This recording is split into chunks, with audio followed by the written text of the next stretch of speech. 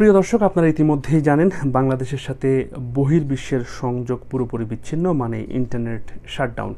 তো সেই ইন্টারনেট শাটডাউনের প্রায় ৪৮ ঘন্টা কিন্তু অতিক্রান্ত হয়ে গেছে। এখনও কিন্তু বাংলাদেশে ইন্টারনেট সংযোগ স্বাভাবিক হয়নি। স্বাভাবিক তো দূরের কথা, ন্যূনতম ইন্টারনেটও কিন্তু বাংলাদেশের মানুষ ব্যবহার করতে পারছে না।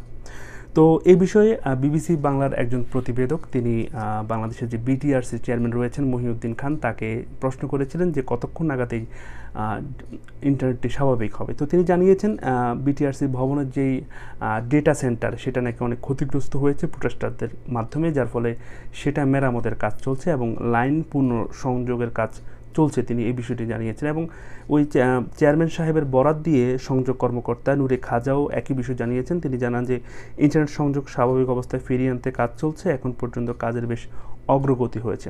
তবে এখানে একটি প্রশ্ন থেকে, সেটা হচ্ছে বিটিআরসির যে চেয়ারম্যান এবং যে সংযোগ কর্মকর্তা, তারা সংযোগ লাইনের কথা বলেছেন। আমরা জানি যে সিম কোম্পানির যে ইন্টারনেটগুলো আছে সেগুলো কিন্তু সংযোগ লাইনের মাধ্যমে চলে না, সেগুলো বিশেষ নেটওয়ার্কের মাধ্যমে চলে। তো আমরা যেমনটি আপনারাও জানেন, আমরাও জানি যে এটা কর্তৃপক্ষর নিষেধ করার পরেই সেই সংযোগটি বিচ্ছিন্ন করেছে বড় বড় সিম কোম্পানিগুলো। তো আজকের আরও বড় একটি আলোচিত খবর আপনারা অনেকেই ইতিমধ্যে ইন্টারনেটে দেখেছেন, যে বা আপনারা যারা প্রবাসী আছেন ফেসবুকে বা বিভিন্ন সোশ্যাল মিডিয়ায় দেখেছেন যে সৌদি প্রবাসী একজন প্রবাসী তার মা দেশে মারা যায় এবং ইন্টারনেট সংযোগ না থাকায় তিনি তার মায়ের শেষ বিদায়টুকু দেখতে পারেননি এবং তার মায়ের সাথে শেষবারের মতো কথা বলতে পারেননি।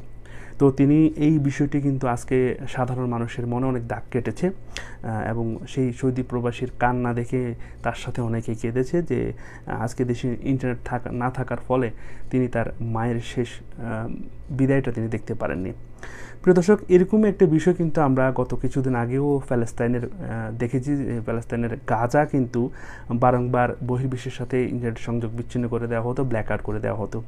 সেই বিষয়টি কিন্তু আমরা প্যালেস্তাইনের গাজাতে দেখেছি। এখন সেম বিষয়টা মনে হয় যে পুনরাবৃত্তি আবার আমাদের বাংলাদেশেই হচ্ছে। তো আশা করা যাচ্ছে যে আগামী 24 থেকে 36 ঘন্টার মধ্যেই ইন্টারনেট সেবাটা আবার স্বাভাবিক হবে। কেন স্বাভাবিক হবে সেটা বলছি। আপনারা ইতিমধ্যেই জানেন বাংলাদেশের যে সকল টিভি চ্যানেলের ব্রডকাস্ট বন্ধ ছিল, তারা ইতিমধ্যেই কিন্তু সম্প্রচারে এসেছে। আপনারা ইতিমধ্যেই তাদের বিভিন্ন নিউজ বিভিন্ন মাধ্যমে কিন্তু আপনারা দেখছেন। তার মানে ইতিমধ্যেই আবার অন্যদিকে আজকে যেই সেনাবাহিনী মাঠে ছিল, আজকে কিন্তু তেমন কোনো অনেক বেশি সহিংসতা দেখা যায়নি। তার মানে পরিস্থিতিটা কিন্তু স্বাভাবিক হয়ে আসছে বলেই মনে হচ্ছে। আর যখন পরিস্থিতি স্বাভাবিক হয়ে আসবে তখন অবশ্যই এই ইন্টারনেট সেবাটি আবারও কর্তৃপক্ষ খুলে দিবে। তো আশা করা যাচ্ছে আগামী 24 থেকে 36 ঘন্টার মধ্যেই ইন্টারনেট সেবাটি স্বাভাবিক হবে। তো সেই সাথে আমি যদি আজকে বাংলাদেশে কোথায় কী ঘটেছে বা কোথায় কোথায় সহিংসতা হয়েছে সেই বিষয়টা যদি আপনাদের একটু জানাই, তাহলে জানাতে পারি যে আজকে কিন্তু নরসিংদীতে কিন্তু ট্রেনে আগুন দেওয়া হয়েছে।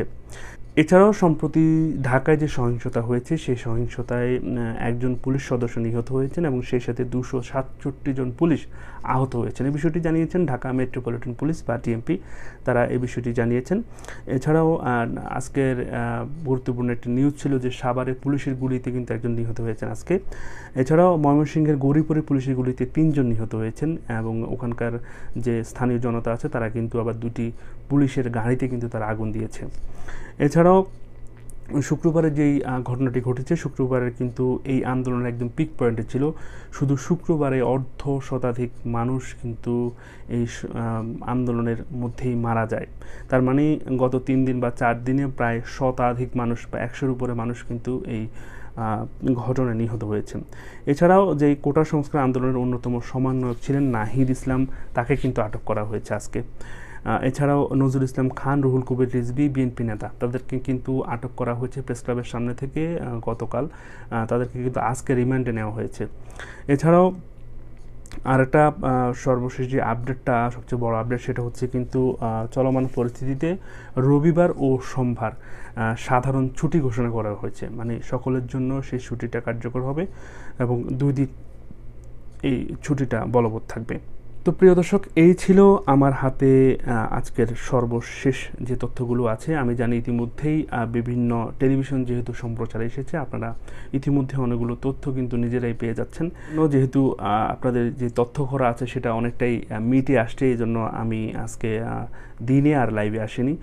তো চেষ্টা করব, যদি আপনারা চান আমি আবারও বিভিন্ন তথ্য নিয়ে আসব। আর যদি এর মাঝখানে ইন্টারনেট স্বাভাবিক হয়ে যায়, তাহলে তো আপনারা তথ্যগুলো সরাসরি নিজেরাই সংগ্রহ করতে পারবেন। তো এতক্ষণ আপনাদের সাথে ছিলাম আমি মহিউদ্দিন রবিন। আশা করি সবসময় মতো আমাদের পাশেই থাকবেন। আল্লাহ হাফেজ।